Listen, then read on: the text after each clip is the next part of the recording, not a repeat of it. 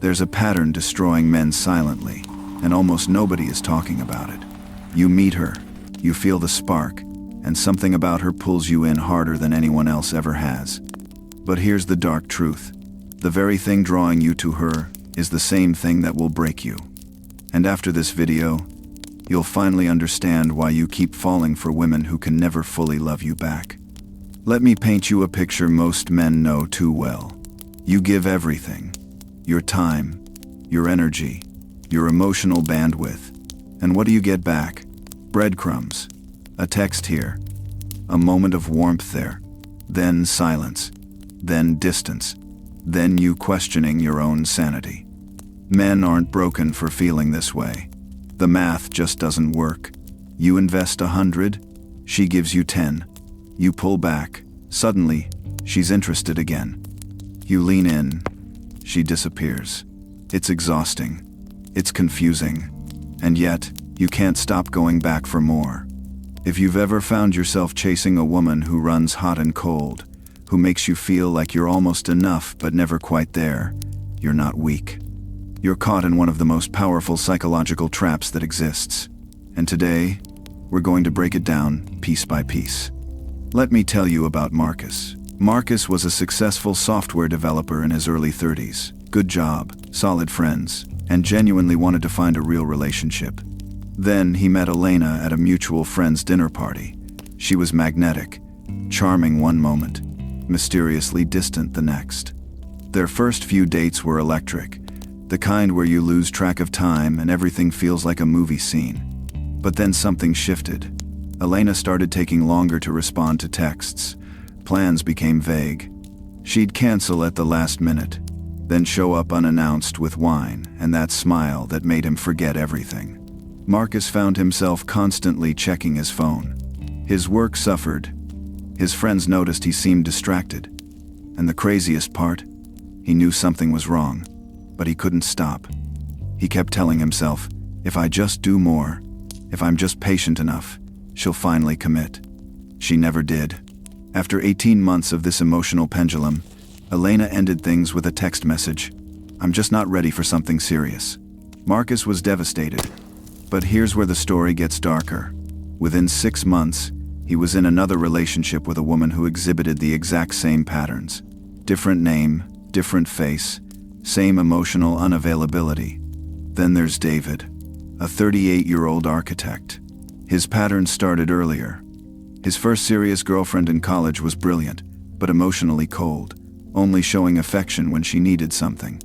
His marriage at 29 was to a woman who kept him at arm's length emotionally while demanding his complete devotion.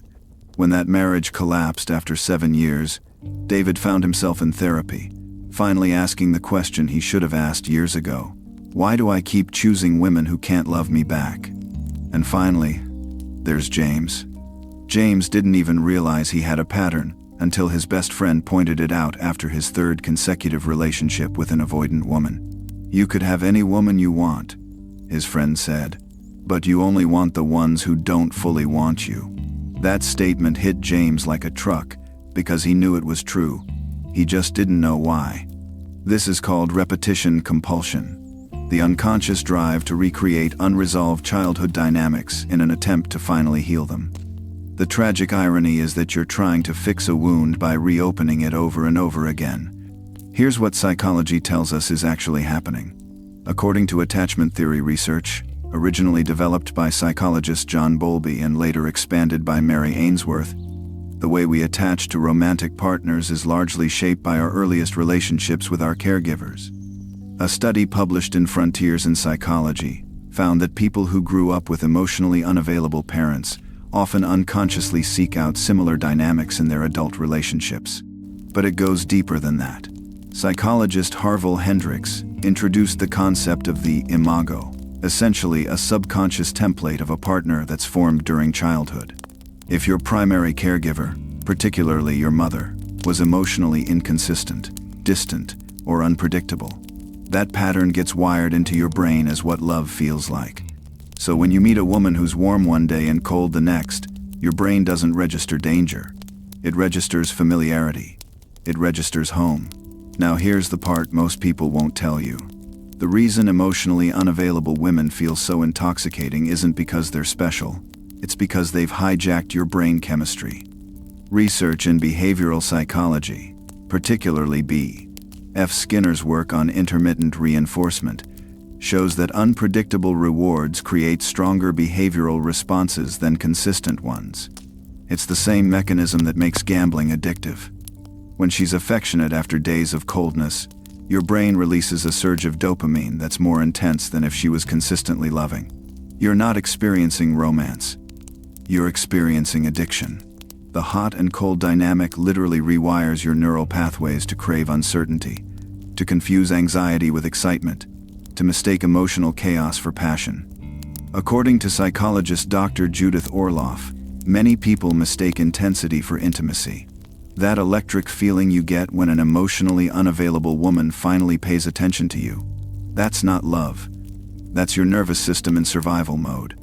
If any of this sounds familiar, I need you to understand something. You're not broken. You're not weak. You're not foolish for falling into this pattern. Your brain developed these attraction templates before you even had the capacity to choose them. You were a child, learning what love looks like from people who couldn't fully give it. Research from Psychology Today confirms that daughters of emotionally unavailable fathers often seek out emotionally unavailable partners, and the same applies to sons. This isn't a character flaw. It's a survival adaptation that made sense when you were 5 years old and needed to maintain attachment to your caregiver at any cost. The problem is that adaptation doesn't serve you anymore. In fact, it's actively sabotaging your chance at real connection. You've been running toward people who can't meet you, not because you're masochistic, but because some part of you believes that's what you deserve. That's what your early experiences taught you, and unlearning that takes more than just willpower. So where do you go from here? First, awareness is the foundation. You can't change a pattern you don't recognize. Start paying attention to what triggers your attraction. Does her aloofness make you more interested? Does her hot and cold behavior feel exciting rather than concerning? Those are red flags your unconscious is reading as green lights. Second, understand that healing requires going back to the source.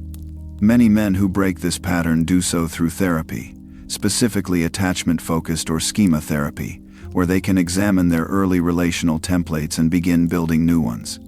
A study on attachment trauma found that with consistent effort, it's possible to move from an insecure attachment style to a more secure one, but it requires deliberate work. Third, and this is crucial, you have to learn to tolerate healthy love. This sounds strange, but for men conditioned to chase unavailable women, emotional availability can actually feel boring or even uncomfortable at first. The woman who texts back consistently, who makes plans and keeps them, who tells you clearly how she feels. Your nervous system might register her as too easy or not exciting. That's not intuition, that's your wound talking. The most powerful thing you can do is recognize that you get to choose differently now. Walking away from a woman who can't meet you isn't failure. It's the first step toward choosing yourself. Men who always choose emotionally unavailable women aren't chasing love. They're chasing a feeling they've been trying to complete since childhood. They're trying to earn what should be freely given, to prove they're worthy to someone incapable of seeing their worth. But here's the truth nobody else will tell you. You don't need her to finally choose you to be whole. You don't need to crack the code of someone who keeps you guessing. You don't need to win a game that was designed for you to lose. The real power shift happens when you stop asking, "How do I make her stay?" and start asking, "Why am I choosing someone who keeps leaving?" You're not broken.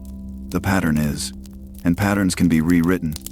If this resonated with you, you're already ahead of most men who never examine why they keep ending up in the same cycles. Stay aware, stay intentional, and remember, the goal isn't to find someone who finally chooses you. The goal is to become someone who chooses wisely.